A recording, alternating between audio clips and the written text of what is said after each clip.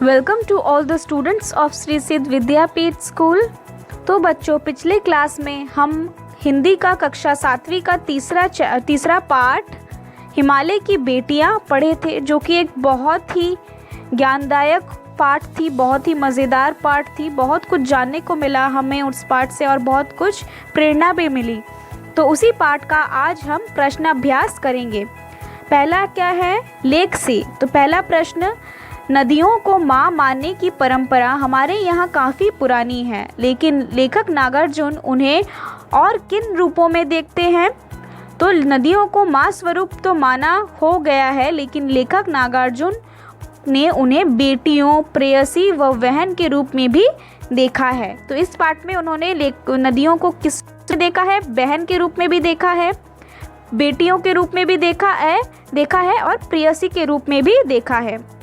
दूसरा प्रश्न क्या है, सिंधु और ब्रह्मपुत्र की क्या विशेषताएं बताई गई हैं? तो सिंधु और ब्रह्मपुत्र हिमालय से निकलने वाली प्रमुख और बड़ी नदियां हैं। इन दो नदियों के बीच से अन्य दो छोटी बड़ी नदियां बहती हैं। ये नदियां दयालु, हिमालय के पिघले दिल की एक एक बूंद इकट्ठा होकर ये नदी बनी है। ये नदियां सुंदर एवं लुभावनी लगती है। तो ये सारी नदियों का वर्णन इस तरीके से किया गया है कि ये जो नदियां हैं, ये एक दयालु हिमालय के जो पिघले हुए पर्वत के एक एक बूंद से इकट्ठा होकर बनी है। ये बहुत ही सुंदर और लुभावनी है और इनके बीच से दो और भी छोटी छोटी बढ़िया नदी निकलती है और ये दो प्रमुख नदियां हैं। दो प्रमुख बड़ी नदियां क्या क्या है? सिंधु और ब्रह्मपुत्र। तीसरा प्रश्न क्या है, काका कालेकर ने नदियों को लोकमाता क्यों कहा है? जल ही जीवन है। ये नदियाँ हमें जल प्रदान कर जीवन दान देती हैं। तो ये नदियाँ लोगों के लिए कल्याणी एवं माता के समान पवित्र होती हैं। इन नदियों के किनारे ही लोगों ने अपनी पहली बस्ती बसाई और खेती बाड़ी करना शुरू किया। इसके अलावे ये नदियाँ गांव और शहरों की गंदगी पर अपने साथ बहकर ले जाती है। इनका जल भूमि की उर्वरा शक्ति बढ़ाने में विशेष भूमिका निभाता है। मानव के आधुनिकीकरण में जैसे बिजली बनाना, सिंचाई के नवीन साधनों आदि एवं इन्होंने पूरा सहयोग किया है। मनुष्य के लिए ही नहीं बल्कि पशु पक्षी, पेड़ पौधों आदि के लिए बहुत ज़रूरी है। इस प्रकार नदियाँ हमारे लिए कल्याणकारी होती है। यही कारण है कि काका कालेलकर ने उन्हें लोकमाता कहा है। तो काका कालेलकर ने नदियों को लोकमाता क्यों कहा है? क्योंकि ये सारे वर्णन यहाँ पे उत्तर में दिए गए हैं। क्योंकि नदियाँ हमारे मनुष्य के जीवन में एक बहुत ही गहरा प्रभाव डालती है और हमें बहुत सारी चीज़ों में ये कल्याणकारी होती हैं। हमें बहुत सारे कामों में वो मदद भी करती है। तो इसीलिए इन्हें लोकमाता काका कालेलकर जी ने इनका नाम लोकमाता रखा है। प्रश्न 4, हिमालय की यात्रा में लेखक ने किन किन की प्रशंसा की है? तो हिमालय की यात्रा में लेखक ने नदियों, पर्वतों, बर्फीली पहाड़ियाँ, हरी भरी घाटियाँ तथा महासागरों की भूरी भूरी प्रशंसा की है। भूरी भूरी का अर्थ है बहुत ही ज़्यादा प्रशंसा की है। अभी हम लोग लेख से आगे पढ़ेंगे। पहला प्रश्न जो है और चौथा प्रश्न जो है वो आप अपने मन से अनुमान और कल्पना लगा सकते हैं या फिर खुद से करने की कोशिश कर सकते हैं। तो नदियों और हिमालयों पर अनेक कवियों ने कविताएं लिखी हैं। तो उन कविताओं का चयन कर उनकी तुलना पाठ में नियमित नदियों के से वर्णन कीजिए। तो ये आप खुद से करने की कोशिश करेंगे, ज़रूरी नहीं है। एक और चौथा प्रश्न आप खुद से करने की कोशिश करेंगे। यहाँ पे मैंने आपको दूसरा और तीसरा प्रश्न का उत्तर दे दिया है। दूसरा प्रश्न क्या है, गोपाल सिंह नेपाली ने कविता हिमालय और हम रामधारी सिंह दिनकर के कविता हिमालय तथा जयशंकर प्रसाद की कविता हिमालय के आंगन में पढ़िए और तुलना कीजिए। तो यहाँ पे कैसे, आपने तो ये कविताएं पढ़ी नहीं है, अगर कहीं आपको दिखती हैं ये कविताएं, कहीं आपको मिलती है, तो आप इस कविता को ज़रूर पढ़ने की कोशिश कीजिए, समझने की कोशिश कीजिए और तुलना करने की कोशिश कीजिए। तब तक मैं आपको इसका उत्तर दे देती हूँ कि उपरोक्त कविता की तुलना यदि नागार्जुन द्वारा लिखित संबंधित से करें तो हम पाते हैं कि रामधारी सिंह दिनकर ने अपनी कविता में हिमालय की विशालता का वर्णन किया है। इस कविता में दर्शाया गया है कि हिमालय का भारतवासियों से प्राचीन काल से अत्यंत अनिष्ट संबंध है। भारत धरती का मुकुट हिमालय पर्वत अपने जड़ों को पाताल तक ला जाए हुए है, तो उसे उसके धावल शिखर आकाश का चुंबन करते हैं। यहाँ कवि दिनकर ने अपने हिमालय को प्राचीन काल से समाधि में लीन होकर किसी समस्या का हल ढूंढने का प्रयास किया है। तो वहीं लेखक नागार्जुन ने अपने निबंध में हिमालय का वर्णन नदियों के पिता के रूप में किया है, जो अपनी बेटियों के लिए परेशान है। तो इसी तरीके से ये कवि जो है ये सारे वर्णन हिमालय के बारे में किए हैं। तो मैं आपको दोबारा बता दूं कि ये प्रश्न दूसरा का ये उत्तर है। आपको ये जो पहला प्रश्न और चौथा प्रश्न नहीं करना है, आपको यहाँ पे बस ये दूसरा प्रश्न और तीसरा प्रश्न करना है। तो ये दूसरे प्रश्न का उत्तर है और यहाँ पे जो अभी हम लोग पढ़ेंगे ये तीसरे प्रश्न का उत्तर पढ़ेंगे।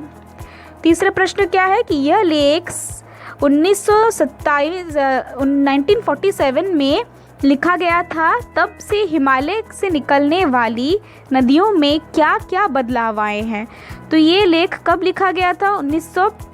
1947 में लिखा गया था। तो 1947 के बाद क्या क्या बदलाव आए हैं इन नदियों में, इन पहाड़ों में? तो 1947 के बाद आज तक नदियाँ उसी प्रकार हिमालय से बह रही हैं। तो उसके बाद आज भी नदियाँ उसी प्रकार से बह रही हैं, लेकिन अब हिमालय से निकलने वाली नदियाँ प्रदूषण का शिकार हो चुकी हैं। लेकिन अभी क्या है, जो हिमालय से नदियाँ जो निकलती है वो प्रदूषण यानी कि पॉल्यूशन का शिकार हो रही है। अब जनसंख्या का अर्थ पॉपुलेशन जो है उसकी वृद्धि, मतलब पॉपुलेशन जितना बढ़ रही है, औद्योगिक क्रांति, मानवीय तथा प्रशासनीय उपेक्षा के कारण नदियों की जल की गुणवत्ता में भी भारी कमी आई है। तो निरंतर प्रदूषण बढ़ता जा रहा है। जगह जगह बांध बनाने के कारण जल प्रवाह से न्यूनता हो गई, जो कि मानव अहितकारी है। गंगा जल की पवित्रता समाप्ति हो चुकी है इस प्रदूषण के कारण। तो ये सारे जो भी बदलाव हमारे नदियों में आए हैं, और ये बहुत ही घोर अच्छे बदलाव बिल्कुल भी नहीं है, सारे के सारे बहुत ही दुखनीय बदलाव आए हैं, जो कि पूरे इंसान इन जनसंख्या की वजह से ही आई हैं। भाषा की बात, पहला प्रश्न क्या है? अपनी बात कहते हुए लेखक ने अनेक समानताएं प्रस्तुत की हैं। ऐसी तुलना के अर्थ से अधिक स्पष्ट एवं सुंदर बन जाता है। जैसे कि उदाहरण क्या दिया है? संभ्रांत महिला की भांति वे प्रतीत होती थी। माँ और दादी, मौसी और मामी की गोद की तरह उनकी धारा में डुबकियां लगाया करता। अन्य पाठों से ऐसे 5 तुलनामूलक प्रयोग निकालकर कक्षा में सुनाइए और उन्हें सुंदर प्रयोगों का कॉपी में लिखिए। तो आपको कुछ ऐसे ही अच्छे वाक्य आपको ढूंढ के अन्य पाठों से ढूंढ के लिखना है। तो पहले पाठ से हमको एक वाक्य मिल गया, जैसे कि लाल किरण सी चोंच खोल चुगते तारक अनार के दाने। उन्होंने संदूक खोलकर एक चमकती सी चीज़ निकाली। ये हमने दूसरे पाठ दादी माँ में पढ़ा था। सागर की हिल्लोरी की भांति उसका यह मादक स्वर गली भर में मकानों में उस ओर तक लहराता हुआ पहुंचता और खिलौने वाला आगे बढ़ जाता। तो ये दूसरे पार्ट एक आएगा, मिठाई वाला, खिलौने वाला, वैसा कुछ। तो उस पार्ट में हम लोग ये पढ़ेंगे। इन्हें देखकर तो ऐसा लग रहा है मानो बहुत सी छोटी छोटी बालूशाही रख दी गई हो। यह स्थिति चित्रा जैसी अभिमानिनी माजोरी के लिए ही कही जाएगी। हमें ये जो 3 वाक्य ये हम आगे पढ़ेंगे बहुत सारे पार्ट में। तो ये वाक्य आपको लिखने थे, तो मैंने यहाँ पे लिख दिए। आप अब इसको पढ़ेंगे और अपने कॉपी में लिख लेंगे। दूसरा प्रश्न क्या है? निर्जीव वस्तुओं को मानव संबंधी नाम देने से निर्जीव वस्तुएं भी मानव जीवित हो उठती हैं। तो लेखक ने इस पाठ में कई स्थानों पर ऐसे प्रयोग किए हैं, जैसे कि परंतु इस बार जब मैं हिमालय के कंधे पर चढ़ रहा तो वह कुछ और रूप से सामने थी। काका कालेलकर ने नदियों को लोकमाता कहा है। तो आपको ऐसे ही कुछ उदाहरण ढूंढने हैं जिसमें जो कि मानव नहीं है, लेकिन उनको हम लोग सोच से, अपने इच्छा से उनको मानव संबंधी नाम दे सकते हैं, और कुछ निर्जीव वस्तुओं को हम उनको मानो जीवित कर उठते हैं। तो जैसे कि नागार्जुन जी ने किया था, जैसे कि इस पाठ के लेखक और काका कालेलकर ने भी किया है। जैसे कि पहला क्या उदाहरण दे सकते हैं हम कि सांभ्रांत महिला की भांति प्रतीत होती थी इनका उछलना और कूदना, खिलखिलाकर हंसते जाना, इनकी भावभंगी या उल्लास कहाँ गायब हो जाता है। माँ बाप की गोद में नंग धड़ंग खोकर खेलने वाली इन बालिकाओं को रूप जिसको नदियों से जोड़ा गया है, लेखक ने जिनको नदियों से जोड़ा है, पिता का विराट प्रेम पाकर भी अगर इनका मन अतृप्त ही है तो कौन होगा जो इनकी प्यास मिटा सकेगा। ये भी उन्होंने उन नदियों को वर्णन करते हुए कहा था। भूरे हिमालय की गोद में बच्चियां बनकर ये कैसे खेला करती हैं। तो भूरे हिमालय को उन्होंने एक पिता का रूप दिया था और बच्चियां किनको रूप दिया था, नदियों को रूप दिया था। हिमालय को ससुर और समुद्र को उसका दामाद कहने में कुछ झिझक नहीं होती। तो ऐसे ही इन्होंने कुछ निर्जीव वस्तुओं को एक जीवित करने का प्रयास किया है। तीसरा प्रश्न जो है इसमें आपको मिलाप करना है। तो यहाँ पे मैंने कर दिया कि जैसे कि विशेषण क्या है सांभ्रांत, उसका विशेष्य है महिला। विशेषण क्या है समतल, उसका विशेष्य है आंगन। विशेषण क्या है मूसलाधार, उसका विशेष्य है वर्षा। विशेषण है चंचल, उसका विशेष्य है नदियाँ। विशेषण है घना, उसका विशेष्य है जंगल। प्रश्न 4 क्या है द्वंद्व समास। तो यहाँ पे आपको द्वंद्व समास के 2 पद बड़े प्रधान दिए गए हैं, तो आपको ऐसे ही पाठ से कुछ द्वंद्व समास लिखने हैं। उत्तर क्या है छोटी बड़ी, भावभंगी, माँ बाप।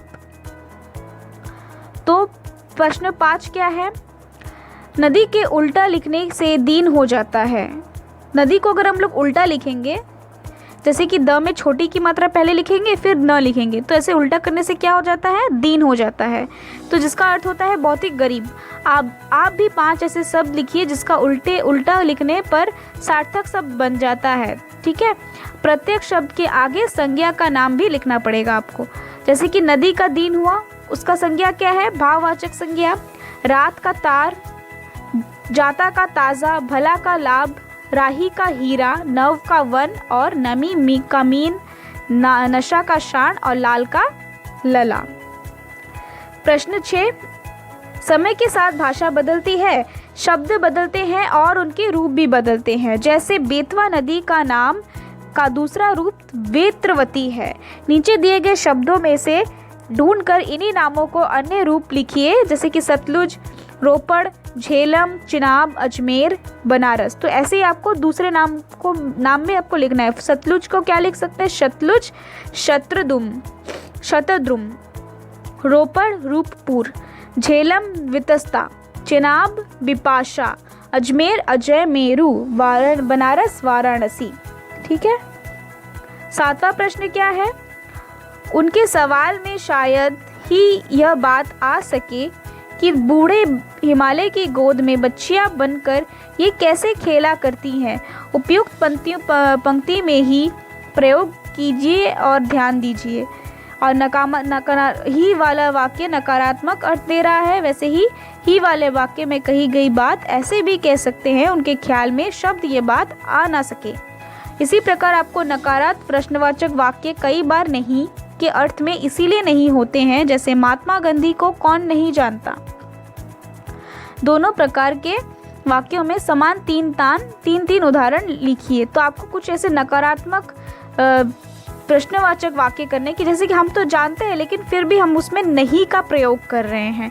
जैसे कि बापू को कौन नहीं जानता, तो बापू कौन, जिसको बोलते हैं महात्मा गांधी जी को कौन नहीं जानता, मतलब सब जानते हैं, लेकिन इसको नकारात्मक में वाक्य को प्रयोग किया गया है। विश्लेषण क्या है कि हर कोई बापू को जानता है। दूसरा अर्थ क्या है उन्हें शायद ही इस घटना का जानकारी हो, शायद उन्हें घटना की जानकारी न हो, ऐसे ही उनको बोला जा रहा है। वह शायद ही तुम्हें देख सके, शायद उन्हें घटना की जानकारी न हो। वह लोग शायद ही उधर खेले, तो वह लोग शायद इधर न खेले। तो इसी के साथ भाषा की बात खत्म होता है, समाप्त होता है। तो हम यहाँ पे आपको 2 प्रश्न दिए हैं जो कुछ एक्स्ट्रा प्रश्न है। पहला प्रश्न क्या है काका कालेलकर ने नदियों को लोकमाता क्यों कहा है। आपको उत्तर में क्या लिखना है मानव जाति के विकास में नदियों का महत्वपूर्ण योगदान रहा है। यह जल प्रदान सदियों पूजनीय व मनुष्य हेतु कल्याणकारी होती हैं। नदियाँ लोगों को द्वारा दूषित किया गया है। जल जैसा कपड़े धोना, पशु नहलाना व अन्य कूड़ा करकट भी अपने साथ ही लेकर जाती हैं। फिर भी नदियाँ हमारे ही कल्याण करती हैं। मानव के आधुनिकीकरण में जैसे बिजली बनाना, सिंचाई के नवीन साधनों आदि में इन्होंने पूरा सहयोग किया है। मानव ही अब नहीं अपितु पशु पक्षी पेड़ पौधे आदि के लिए जल भी उपलब्ध करवाया है। इसीलिए हम कह सकते हैं कि काका कालेलकर का नदियों को लोक माता की संज्ञा देने कोई अतिशयोक्ति नहीं। तो उन्होंने लोक माता क्यों कहा, यहाँ पे उसी का वर्णन किया गया है। आप अगर पढ़ेंगे आपको ज़रूर ये बात समझ में आ जाएगी। अंतिम प्रश्न क्या है? लेखक ने सिंधु और ब्रह्मपुत्र की क्या विशेषताएं बताई हैं? लेखक ने सिंधु और ब्रह्मपुत्र की विशेषताएं बताई हैं कि यह दोनों नदियाँ ऐसी ही है जो दयालु हिमालय के पिघले हुए दिल का ही एक एक बूंद सी बनी है। इनका स्वरूप विशाल और वृत्त है। इनकी सुंदरता इतनी लुभावनी है कि समुद्र भी पर्वतराज की इन दो बेटियों का हाथ संभालने में सौभाग्यशाली समझते हैं। तो लेखक सिंधु और ब्रह्मपुत्र की कैसी विशेषताएं की हैं कि ये बहुत ही दोनों ही प्रमुख नदियां हैं और दोनों ही दयालु हिमालय के पिघले हुए दिल के एक एक बूंद से बनी हुई हैं। इनके रूप स्वरूप जो है बहुत विशाल और वृहत है और इनकी सुंदरता बहुत ही लुभावनी है, जो समुद्र को भी इन दो पर्वतराज की इन दोनों बेटियों का हाथ थामने में वो अपने आप को सौभाग्यशाली समझते हैं। तो इसी के साथ ये पाठ यहाँ पे समाप्त होता है। इसके प्रश्न अभ्यास भी यहाँ पे समाप्त होते हैं। आप इन सारे प्रश्नों को अपने कॉपी में अच्छी तरीके से लिख के पढ़ लेंगे। ये पाठ हमें बहुत ही प्रेरणादायक पाठ है, हमें बहुत ही प्रेरणा देती है। और ये पाठ आपको अगर फिर से समझ में नहीं आया, अगर कहीं पे आपको कोई भी डाउट है, आप मुझसे पूछ सकते हैं। तब तक आप ये पाठ अच्छे से पढ़िए, प्रश्न उत्तर याद कीजिए और लिख लीजिए। हम आपसे दोबारा मिलेंगे दूसरे क्लास में एक नए पाठ के साथ।